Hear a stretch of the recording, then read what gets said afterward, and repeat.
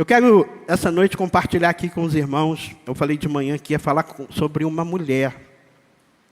Que todas as vezes que essa mulher é citada na Bíblia, no contexto em que ela aparece com Jesus, ela aparece aos pés de Jesus. Né? Não é difícil saber quem é essa mulher, porque você lembra de um texto claro que isso acontece. Então eu quero ler lá Lucas, capítulo de número 10, quero ler o verso 42.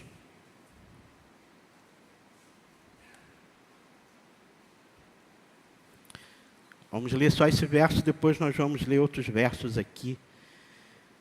O texto diz assim: contudo, apenas uma é necessária. Maria escolheu a boa parte, e esta não lhe será tirada. Então, esse texto aí fala acerca de Maria. Então, é sobre Maria de Betânia, que eu quero compartilhar aqui com você aqui nessa noite, pensando em 3 ocasiões diferentes que essa mulher esteve com Jesus e tirar aqui algumas lições, 3 lições pelo menos, que ela vai nos ensinar, pensando nesse entendimento de intimidade com Jesus, tá bom? A gente vai pensar sobre isso aqui, pensando no tema que a gente tem, conectados com a palavra, comprometidos com a missão. Maria de Betânia foi uma das mulheres mais marcantes do Novo Testamento. E principalmente pelo seu relacionamento pessoal com Jesus.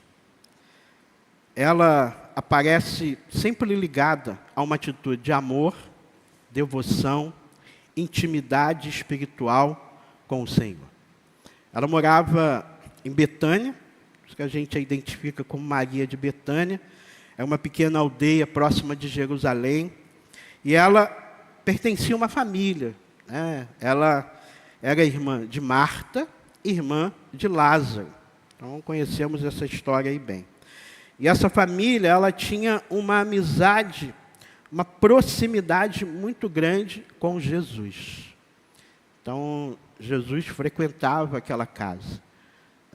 Jesus tinha um relacionamento com eles, de uma amizade mesmo. Os textos bíblicos, eles vão revelar isso aí. Mas Maria, ela, sem dúvida, é um dos exemplos mais ricos e completos quando a gente pensa em alguém que tem intimidade com Cristo. Maria não era uma apóstola, ela não pregou um sermão público, né? Mas ela teve algo que esse texto diz, que Jesus mesmo declarou que ela escolheu a melhor parte. Quando Marta, nessa ocasião da visita de Jesus, reclama com Jesus, porque Marta está fazendo as coisas, e Maria está sentada aos pés de Jesus, e Marta reclama, e Jesus disse, até o texto diz, Marta, Marta, você está tão aflita, Marta, você está tão corrida, está tão preocupada, descansa o teu coração aí, Marta. Maria escolheu a melhor parte.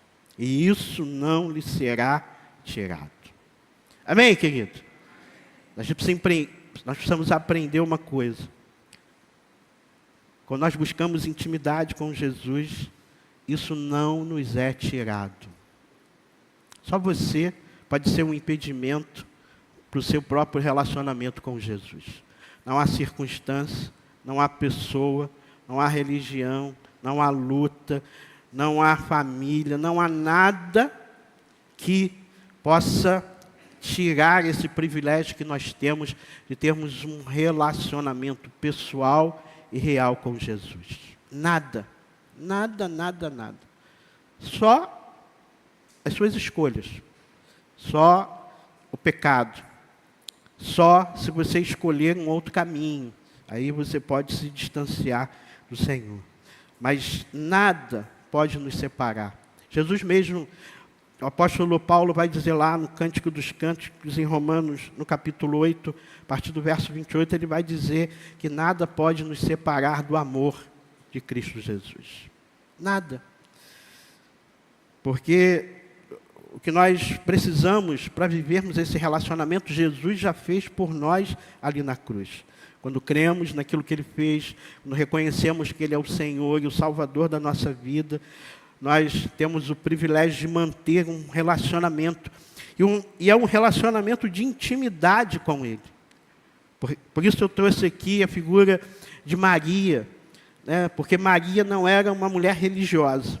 Maria não fazia parte, né, da configuração religiosa de Israel. Maria certamente era alguém que tinha um conhecimento das Escrituras, mas não era aquela pessoa que tinha o pleno conhecimento. Mas ela era uma pessoa comum, como eu e como você.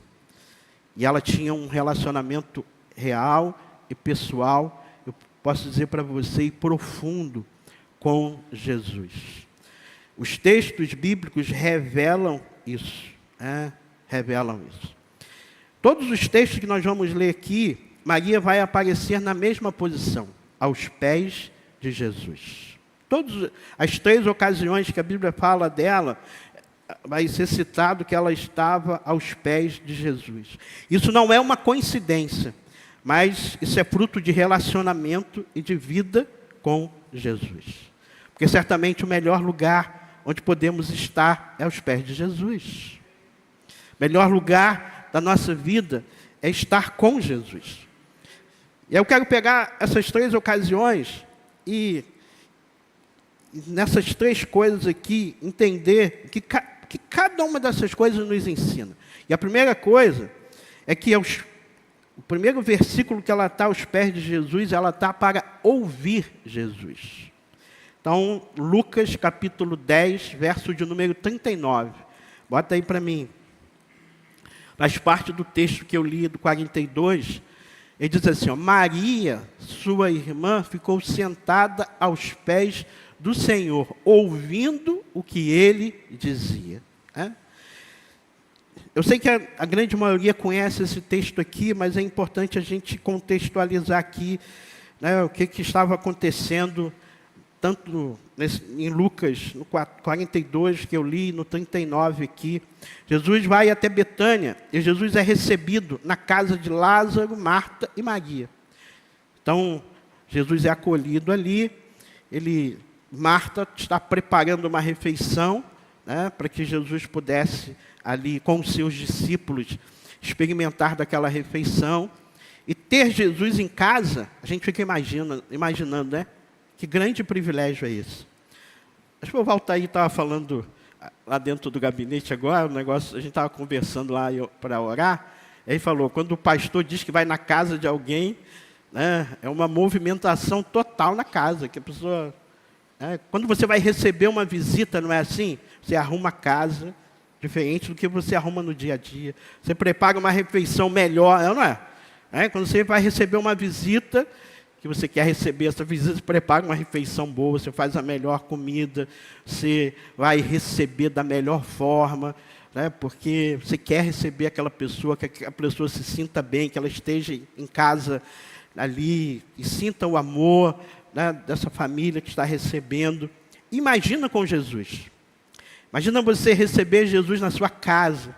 Jesus dizer para você, olha, hoje eu vou estar contigo, eu vou ceiar contigo. E isso aconteceu exatamente com essa família. Jesus foi à casa dessa família para estar com eles. E, logicamente, isso era um grande privilégio. Naquele contexto ali histórico, nem para todos, mas para essa família, sabe, que reconhecia que Jesus era o Messias, que era o Filho de Deus, era um grande privilégio. Então, eles se prepararam para receber a Jesus. E Marta foi aquela que ficou com a responsabilidade de preparar as refeições, de fazer todas as coisas. E eu acredito que não só ela sozinha, mas Maria também. Eram as 2 mulheres de casa. Naquela cultura, o homem não fazia esse papel. Lázaro estava ali para receber Jesus, estar com ele à mesa, conversar, né, fazer aquela parte social. E as mulheres iam preparar a refeição. E Marta está correndo de um lado para o outro, fazendo as coisas, separando a louça, botando a comida no fogo, botou a lasanha no forno lá, né? Foi aqui, foi ali. Só que, inicialmente, eu acredito que Maria estava ali, assim, ajudando Marta. Mas quando Jesus chega, ela não resiste, né? Ela para o que ela estava fazendo e ela senta aos pés de Jesus. Olha que privilégio, irmãos. Ela senta aos pés de Jesus para ouvir aquilo que Jesus estava dizendo, para receber a ministração de Jesus. Só que Marta reclama, né? Ela certamente chama Maria algumas vezes, e Maria não sai do seu lugar, e agora Marta reclama diretamente com o mestre. Jesus, por favor, eu já pedi para Maria me ajudar, pede para ela me ajudar, por favor, eu estou atarefada, o jantar demorou porque eu estou sozinho na cozinha, pede Maria para me ajudar. Só que Jesus disse, Marta, Marta, por que você está assim, tão preocupada, Marta? Mas Jesus está dizendo, eu estou aqui, Marta, aproveita, aproveita que eu estou aqui. Maria escolheu a melhor parte, e isso não vai ser tirada dela. A gente vê no texto que enquanto Marta estava ocupada com o serviço, Maria estava conectada com a pessoa de Jesus. Estou dizendo que Marta não queria saber de Jesus. Às vezes a gente fala de uma forma, né, parece que Marta era uma pessoa que não queria ter o contato com Jesus. Marta é aquela que estava preocupada com o serviço, de servir ali melhor. Mas naquela hora, Maria escolheu essa parte. Ela entendeu que o relacionamento vem antes da atividade. Isso é importante a gente entender. Tem muita gente na relação com Deus, no relacionamento com Jesus, que quer compensar a falta de relacionamento com o serviço. Aprende isso aí. Às vezes não lê a Bíblia, não ora, e acha que compensa isso servindo. O serviço, ele tem que ser consequência de um relacionamento. Ele não pode ser o primeiro, ele precisa ser a consequência. A primeira coisa é um relacionamento com Cristo. É o privilégio que temos, né, de estar com Ele, de ouvir a sua voz, de falarmos com Ele. Isso é o mais importante. Às vezes na igreja existe muita gente ocupada, mas desconectada com Cristo. Ocupada com o serviço da igreja, mas desconectados com o Senhor. Eu já contei isso aqui no início da minha vida cristã, isso já aconteceu. Eu sempre fui um rato de igreja, né? Rato de igreja é a expressão que a gente usa daquela pessoa que está na igreja sempre quando tem oportunidade. Eu sempre tive igreja. Desde que eu me converti, eu sempre estive em igreja. E eu vou te dizer, não faltava uma EBD, não faltava... No meu tempo tinha os antigos aí, vão ver o GAM, Grupo de Ação Missionária, que eram os homens que se reuniam. No meu tempo tinha a Unijovem, né? Tinha os jovens que se reuniam às 18 horas, eu sempre participava. Comecei a pregar, a primeira mensagem que eu preguei foi num culto ar livre. O Gardenia Azul, que os jovens fizeram, um culto lá, um evangelismo. Aí o Gilberto, que hoje é o pastor, que era o meu líder, né, falou, você vai pregar. Aí eu vou mesmo, cheio de gás, né, novo convertido, foi lá, e microfone na mão, preguei. Lembro até o que eu preguei. João 14:6. Jesus é o caminho, a verdade, a vida, ninguém vem ao Pai não ser por mim. No meio da rua, lá, eu preguei. Então, mas eu cheguei um momento na caminhada de vida cristã, eu chegava no domingo de noite, estava cansado, esgotado. E eu comecei a perceber que eu já não orava como precisava orar, já não lia a Bíblia. Mas estava envolvido em um monte de coisa, até do coro eu fiz parte, Jefferson. Fala a Deus, né? Quem esteve aqui no encontro aqui do ministério, né? O Wagner não me deu muita esperança, não. Porque ele falou lá dos desafinados, né? Ele falou uma coisa que eu fiquei triste. Desafinados não tem jeito. Eu falei, meu Deus, então eu sou desse grupo aí. Mas eu ainda sou desafinado, né? Quando eu cantava no coro, era um problema. Ninguém queria ficar do meu lado. Ficava me jogando para a ponta do... Hoje eu entendo por quê. Naquele tempo eu não entendia, né?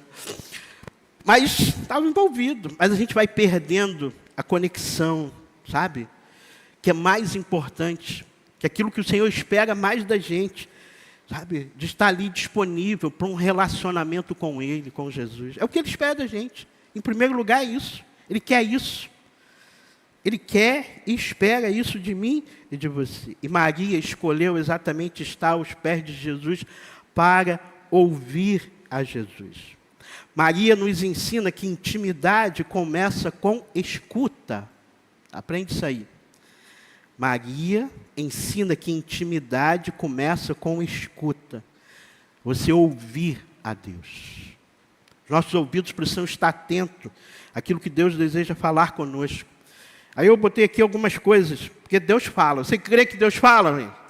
Amém?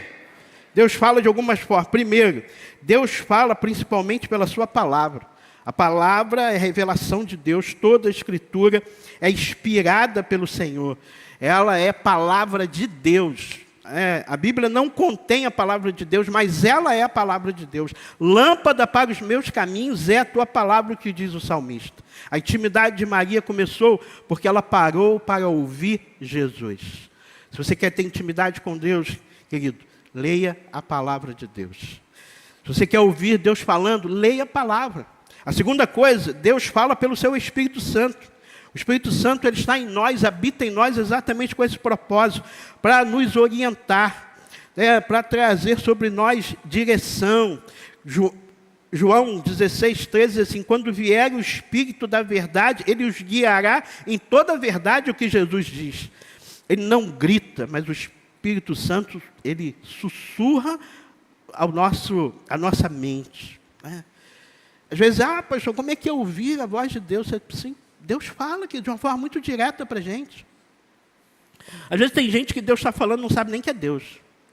Às vezes eu vi uma expressão, pastor, eu fiz um negócio, que eu sei que Deus não se agrada, eu estou com uma consciência pesada. Já ouviu esse termo? Aí eu falo, meu irmão, não é consciência não, é o Espírito Santo. Que está te falando que você fez alguma coisa errada, que você precisa se arrepender. Porque Deus fala conosco. Mas só que nós precisamos ter os nossos ouvidos atentos àquilo que o Espírito fala. Deus fala na oração. Mas, pastor, como é que Deus fala na oração? Porque na oração só eu falo. Ele fala. Jeremias 33:3 diz lá, clama a mim, eu te responderei.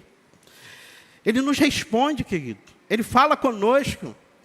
Então, quando você ora, a oração não é uma palavra apenas sua, mas Deus está ali, e Deus fala ao nosso coração, Deus ministra a sua palavra, Deus fala conosco, pelo seu Espírito. Agora, a quarta coisa, Deus fala conosco através de pessoas. Deus usa homens e mulheres de Deus, pessoas maduras, e até pessoas improváveis Deus usa. A Bíblia diz que Deus usou uma mula. Então, a gente precisa tomar cuidado com isso também, né? Nem todo mundo que diz que Deus falou, às vezes pode ser uma mula, e você nem sabe. Então, retém só aquilo que a pessoa falou e tem coisas que não dá para reter. Mas Deus fala por pessoas, são maduras, estão na sua vida, seus líderes, seus pastores. O pastor está aqui para isso, gente. O pastor não está aqui para dizer o que você tem que fazer. Não, Carlinhos? A gente não está aqui para dizer porque é fácil. Se eu dissesse para você... senão ia ficar igual Moisés, uma fila todo dia enorme. Pastor, hoje eu tenho que fazer isso, qual a escolha que eu vou ter? Pastor, não é para isso não.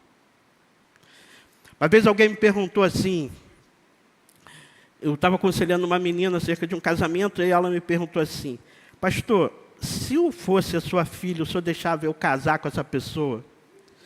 Aí primeiro, você não é minha filha. Já a primeira coisa... Segundo, se eu disser para você casa e der certo, você vai esquecer dessa conversa aqui, nunca mais você vai se lembrar disso. Mas se eu disser para você casa e der errado, você vai lembrar de mim, né? Não vai querer saber de mim nunca mais, porque a culpa vai ser minha. Porque aí eu falei para ela, não é assim que funciona. Não é uma questão de eu dizer para você. A Bíblia é um livro de princípios. Vamos colocar, né, os prós e os contras. Quem é que você está se relacionando? Quem é essa pessoa? E aí a gente conversou e ela entendeu e tomou a decisão dela. Mas nós não fomos chamados para isso, para dizer o que você tem que fazer. Porque senão você não cresce, você não experimenta crescimento, não amadurece, fica dependendo só de alguém que vai dizer para você o que você tem que fazer. Deus fala pelas circunstâncias. Portas se abrem, portas se fecham, tempos de espera e de avanço. A vida é assim. São circunstâncias na nossa vida sempre. Passamos por momentos bons, momentos ruins, passamos por vitórias, experimentamos derrota. Por quê? Porque Deus está falando, que Deus está falando pelas circunstâncias, Deus está falando pelo momento da sua vida. Você está buscando uma resposta, pedindo a Deus uma orientação, e através das circunstâncias, Deus está mostrando a você o que você precisa fazer. Grande questão, a gente está ligado naquilo que Deus está falando. Deus fala. Deus fala também, isso é interessante, pelo silêncio. Né? Para mim, é a forma mais difícil que tem, a gente ouvir Deus, é pelo silêncio. Porque quando você passa por um momento, e existem situações na nossa vida, que a gente quer uma resposta. Né? Muitas vezes a gente quer uma direção naquela hora, a gente quer, sabe, um esclarecimento daquilo que está acontecendo naquela hora. E a gente pergunta a Deus, a gente questiona a Deus, mas nem sempre Deus vai dizer para você por que você está passando aquilo. Em silêncio. A própria Bíblia, se não me engano, Apocalipse capítulo 13, acho que lá no verso 1, 13 ou 8, diz que no céu se fará meia hora de silêncio. Interessante isso.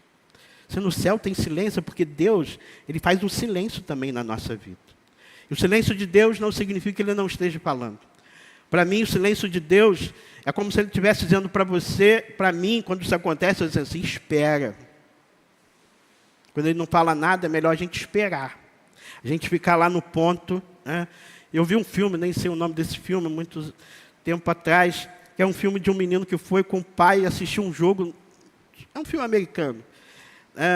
Um jogo de futebol americano, e nesse estádio lotado teve um atentado. E o pai estava do lado dele e falou para ele assim, você não sai daqui de jeito nenhum, dependente daquilo que aconteça. Era uma criança de 9 anos de idade.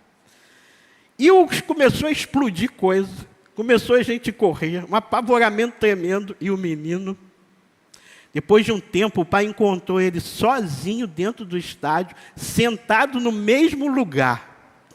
Achei muito interessante aquilo. E assim é conosco, irmãos. Às vezes na tua volta está tudo explodindo, está tudo desmoronando. Mas se Deus diz para você, não sai do lugar, fica sentado aí. Porque ali é o melhor lugar para você estar.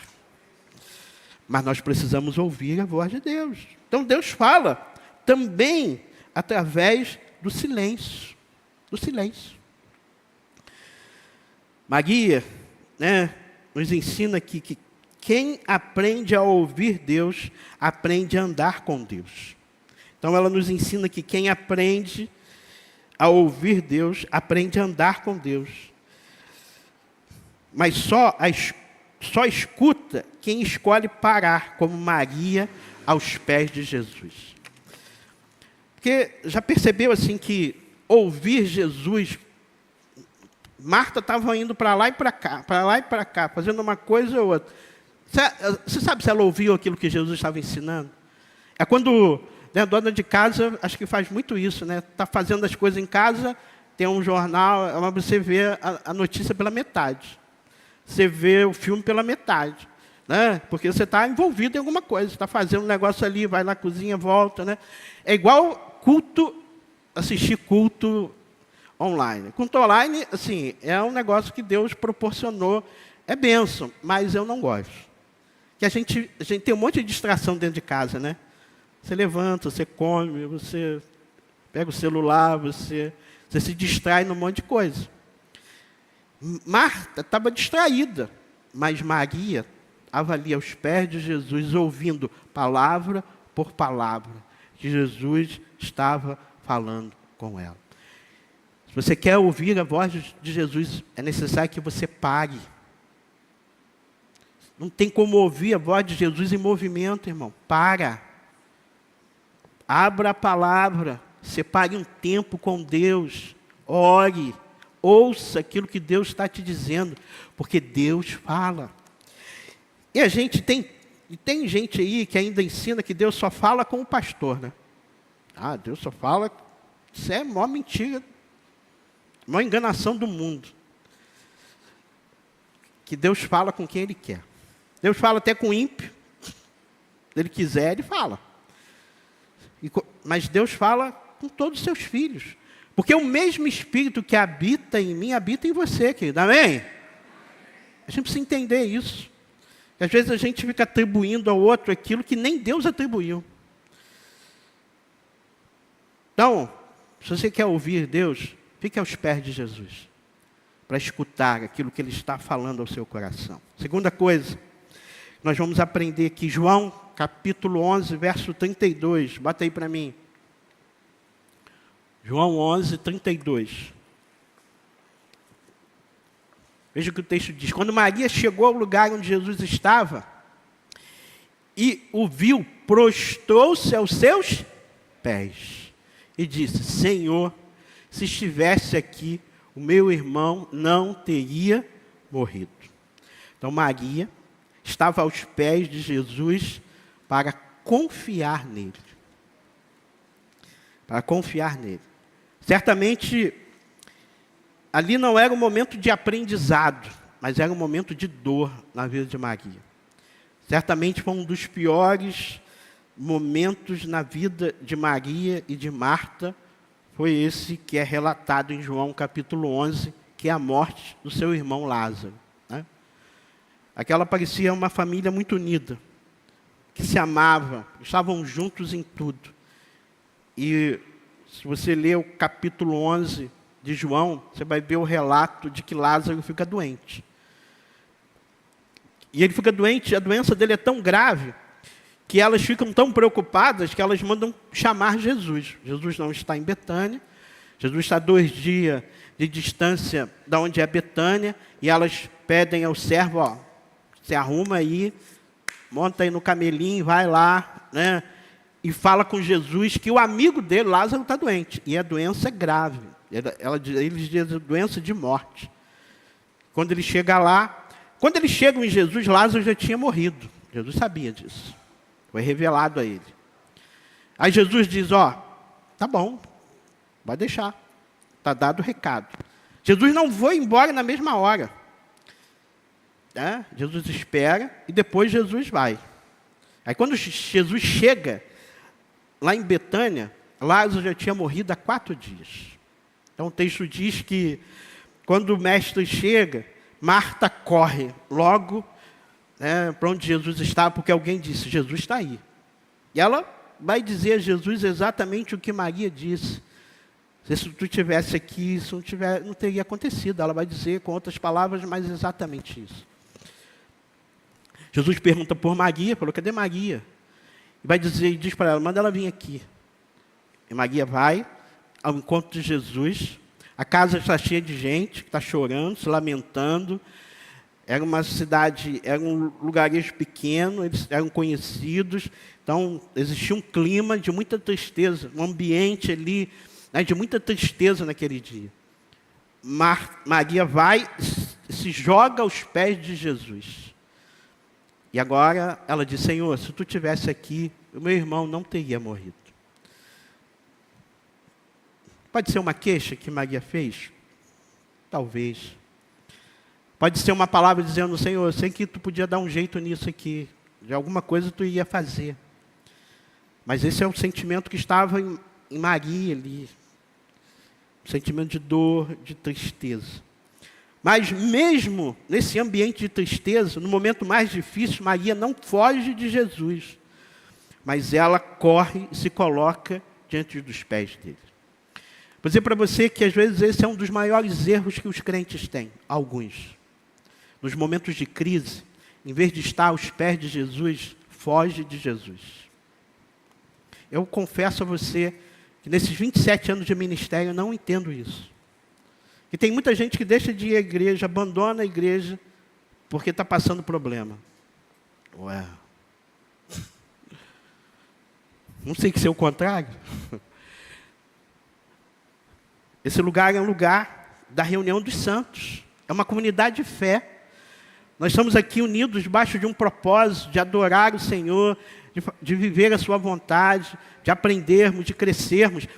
E a Bíblia diz que nós estamos aqui como uma comunidade para chorar com os que choram, para se alegrar com os que se alegram.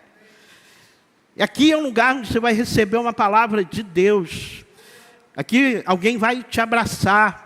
Mesmo que ninguém saiba, quantos testemunhos eu já ouvi de pessoas que chegaram numa igreja, muitas vezes um dia arrebentado, e recebeu um abraço que fez a diferença. E às vezes a pessoa nem sabia o que a pessoa estava vivendo. Mas Deus é assim, Ele usa pessoas. Mas Maria, em vez dela fugir, ela podia dizer, eu sentei lá, escolhi a melhor parte, mas na hora que eu mais precisei de ti, tu não estava aqui. Mas ela não fez isso. Ela vai lá e se coloca diante dos pés de Jesus. Intimidade verdadeira não é só quando tudo vai bem, querido, mas quando você ainda se derrama. Intimidade é quando você se derrama de fato diante de Deus, mesmo nas adversidades, mesmo em meio aos problemas. Porque intimidade não está relacionado com as circunstâncias da nossa vida. Nós não podemos ter uma relação com Deus circunstancial, dependendo se está tudo bem ou se está tudo mal. Filipenses capítulo 4, verso 13, o apóstolo Paulo vai ensinar a gente, posso todas as coisas naquele que me fortalece. Ele vai dizer que ele aprendeu a viver contente em todas as circunstâncias. Porque teve ocasião que ele tinha o que comer, teve ocasião que ele não tinha o que comer, teve ocasião que estava tudo mal, mas tinha ocasião que estava tudo bem. Mas em todos os momentos ele estava contente, porque ele sabia que o Senhor estava com ele, que ele não estava sozinho. E assim é a nossa vida. Nós precisamos confiar no Senhor, crer que Ele está de fato no controle. Se passamos por lutas é porque Ele tem um propósito. Se passamos pelas dificuldades é porque a vitória vai chegar no tempo certo, querido. Nós precisamos crer nisso. Uma das coisas mais lindas na relação com Jesus é entender que nele nós encontramos segurança, mesmo na adversidade. Mesmo na luta, mesmo na tristeza, mesmo na angústia, Jesus é o nosso refúgio. A palavra diz isso.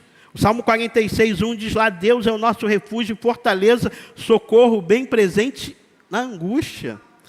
Provérbios 18, 10 diz, o nome do Senhor é uma torre forte, os justos correm para ela e estão seguros. Números 1, 7 Naum 1,7 diz, o Senhor é bom, um refúgio em tempos de angústia, Ele protege os que nele confiam. Jesus é o nosso refúgio, Jesus é a nossa rocha e segurança. Salmo 18, 2, o Senhor é a minha rocha, a minha fortaleza, o meu libertador. Isaías 26, 4 diz, confiem para sempre no Senhor, pois o Senhor, somente o Senhor é rocha eterna. Jesus é o lugar seguro. O Salmo de número 91, que conhecemos tão bem, 1 e 2, diz que aquele que habita no abrigo do Altíssimo, dirá ao Senhor, meu refúgio, minha fortaleza, meu Deus em quem confio. Ele é o lugar onde nós encontramos segurança, querido. E é interessante quando a gente pensa nele como uma torre, né? Num grande palácio, ou numa grande estrutura, como existia naquele tempo, de cidades onde existiam os palácios, existiam as torres de segurança. Era o lugar mais seguro. E lá, não nesse lugar literal, mas na presença do Senhor que nós encontramos essa segurança. Ele é o nosso refúgio. Nosso refúgio não está nas nossas forças, não está nos nossos bens, não está no nosso trabalho, não está no carro que a gente anda. Não está em nada disso, querido.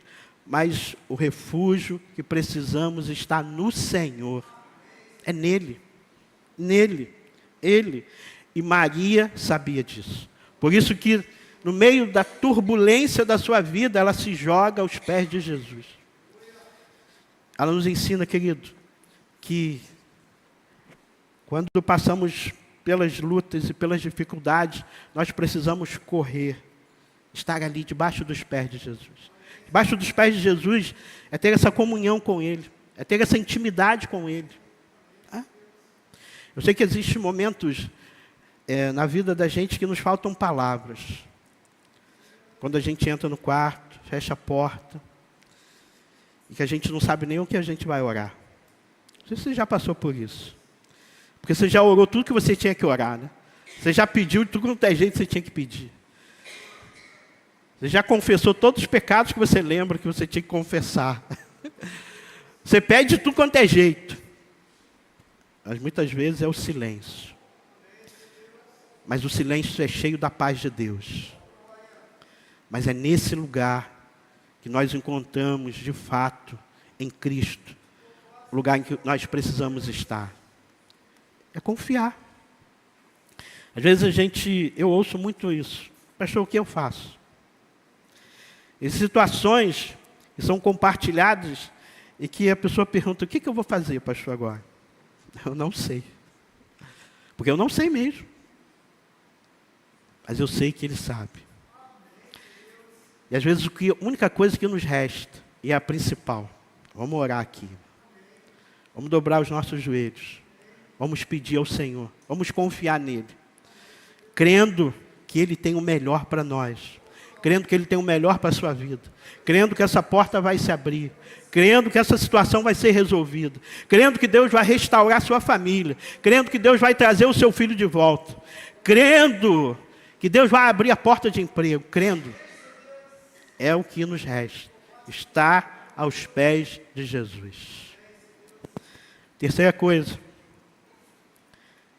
Terceiro exemplo de Maria aqui. João capítulo 12, verso 3.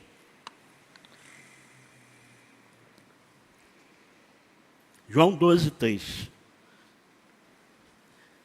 Então Maria pegou uma litra, a minha versão diz um frasco de nardo puro, de perfume, que era um perfume caro, derramou sobre os pés de Jesus, enxugou com os cabelos e toda a casa se encheu com a fragrância do perfume.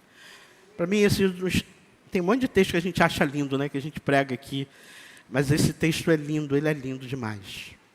Quando a gente olha para esse texto, para o contexto dele, quando Jesus vai na casa, e o texto, quando você começa a ler o texto, você vai ver, o texto começa dizendo que depois da ressurreição de Lázaro, Jesus vai à casa dele.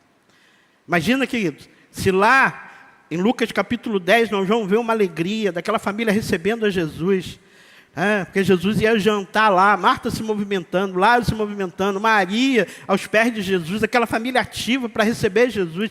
Imagina agora, depois de tudo aquilo que eles passaram, de ter Lázaro morto e Jesus ter ressuscitado Lázaro, depois de 4 dias de morto. Onde Jesus dá uma ordem apenas, né? Lázaro, vem para fora.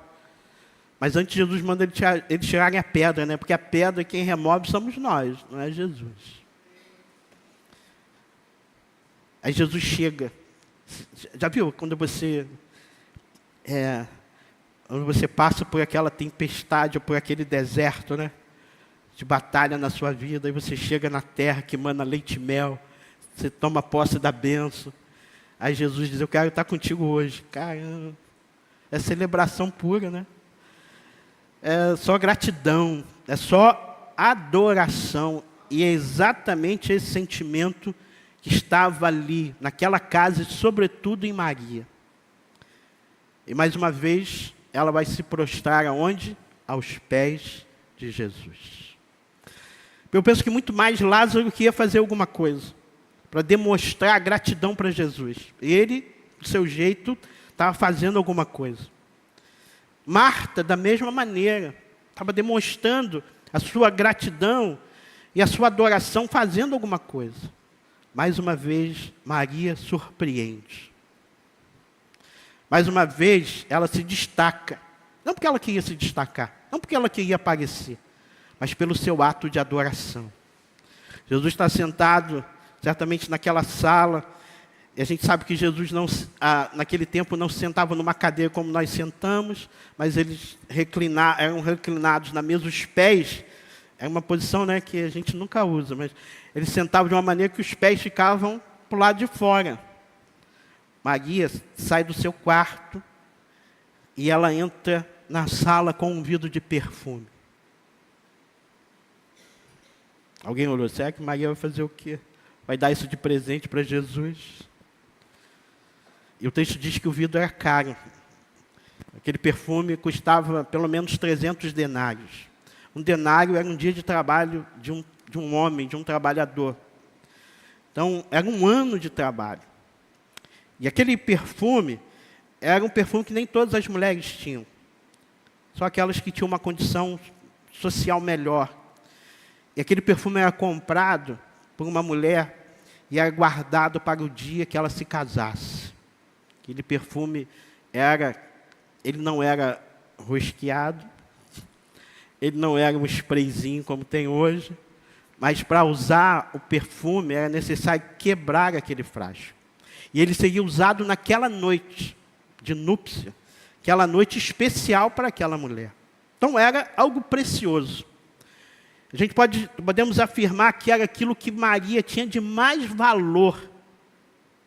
Porque ela ficou pensando, o que eu tenho de valor aqui, assim, não um valor financeiro, sabe? Mas aquilo que é importante para mim. Eu quero demonstrar o meu amor, a minha gratidão, eu quero demonstrar adoração ao Senhor. E ela sai com o vidro de perfume. E ela na frente de todo mundo, ela quebra o vidro de perfume. E as pessoas sabiam que o perfume era caro. O que ela faz? Ela joga nos pés de Jesus. Olha o que o texto diz.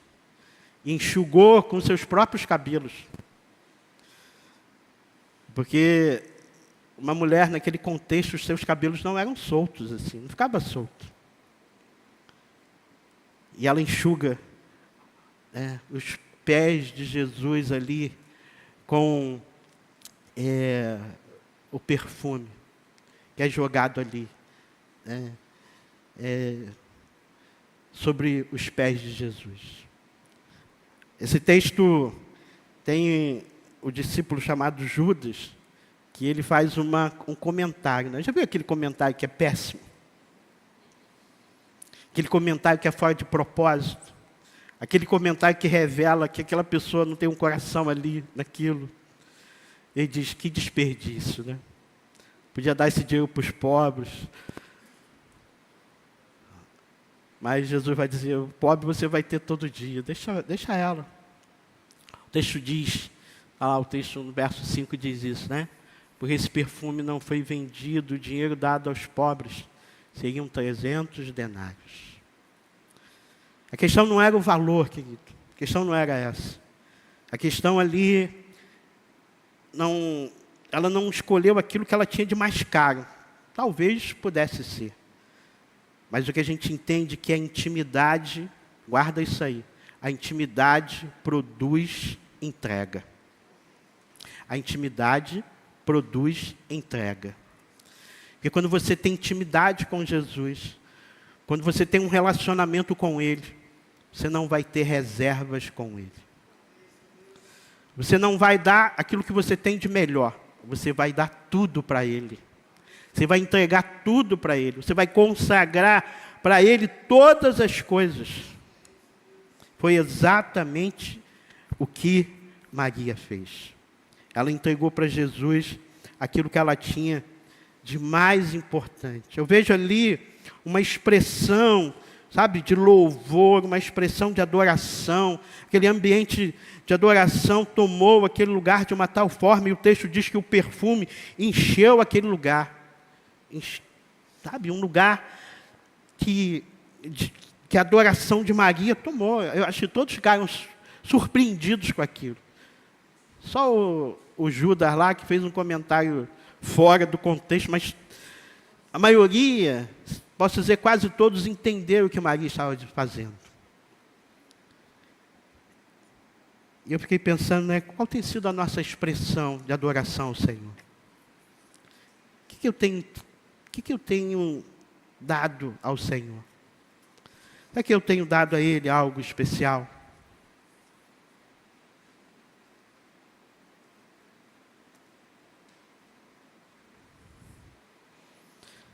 Nós precisamos aprender isso, querido.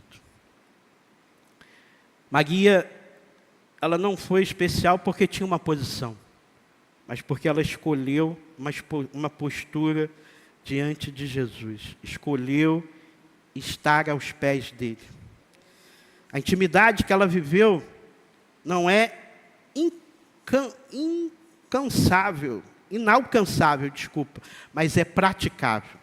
Porque às vezes nós achamos que aquilo que Maria fez é longe daquilo que eu posso fazer. Errado. Nós podemos viver, não literalmente, estou dizendo que você tem que pegar um vidro de perfume e jogar lá nos pés de Jesus, que você nem consegue hoje. Mas a nossa vida precisa ser uma vida de entrega, porque tem intimidade com Ele. Estar aos pés dEle é exatamente isso, uma entrega total. Porque tudo que eu tenho é dEle, Ele foi Ele que me deu. Você está onde você está, querido, porque Deus colocou você aí. Você tem o carro que você tem, porque Deus te deu. Você tem o seu emprego, porque Deus te deu. Você veste essa roupinha aí, porque Deus te deu. Teve o teu esforço? Claro, mas Deus abençoou o seu esforço. E às vezes nós nos esquecemos disso. Eu costumo dizer aqui que Deus não está interessado nos nossos bens. Deus não está interessado no nosso dinheiro. Deus não está interessado no seu salário. Às vezes as pessoas estão pregando uma coisa que é uma inverdade bíblica.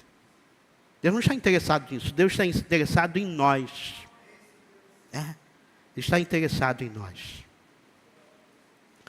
Eu separei aqui, rapidamente, algumas coisas em que, se nós vivermos isso, nós vamos estar vivendo aos pés de Jesus. Ah, pastor, como é que eu posso ter esse relacionamento? Como é que eu posso estar aos pés de Jesus? Primeira coisa, separe tempo para estar aos pés de Jesus. Maria parou. Marta ficou ocupada.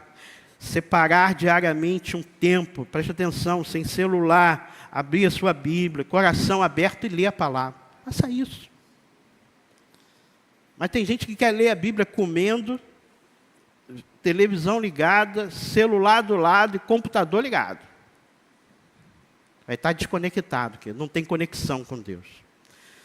Ainda quer escutar música, é pior se for uma música mundana, aí o negócio pega. Tá? Aí a palavra não entra mesmo. É tempo exclusivo para Deus.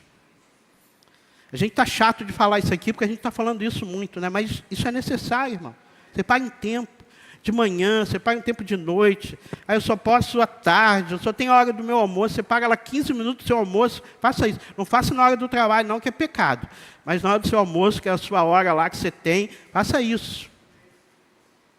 Segunda coisa, dar prioridade à palavra. Maria ouviu Jesus. Intimidade começa quando a palavra deixa de ser lida e passa a ser ouvida e praticada. Então, nós precisamos dar prioridade à palavra. O que a palavra diz? O que a Bíblia nos orienta? A Bíblia é um livro de princípios, ela vai nos ensinar sobre tudo, tudo. Sobre família, sobre filhos, sobre negócio, né? Sobre tudo, tudo que você possa imaginar, tudo. Ela vai te dar um norte. Terceira coisa, né? Como eu posso estar aos pés de Jesus, levar dores aos pés de Jesus. Quando Lázaro morreu, Maria correu para Jesus e chorou aos pés dele. Nós não podemos guardar mágoas, ter medo, ansiedade. Nós precisamos transformar a dor em oração. Intimidade não é esconder fraquezas, mas é expor o coração. Eu vou dizer aqui, estou falando de você e Deus. Eu também sou daquela, assim, já falei isso aqui, não abre a sua vida para os outros. Não fica falando das suas fraquezas para os outros não, meu irmão. Na fila do pão, né? Na fila do mercado, no elevador, não fica contando as suas coisas, nem as tuas fraquezas, nem os teus sonhos. Isso é você. Se coisas, por isso que eu gosto do texto que ele diz, entra no teu quarto, fecha a tua porta e fala com teu pai. É ali, é naquela hora, naquela intimidade que você vai apresentar o Senhor, a sua dor, sabe, a sua tristeza, aquilo que te magoou, aquilo que te entristeceu. Eu sei que Deus vai restaurar isso na sua vida. Quarta coisa, amar a Jesus mais do que as coisas.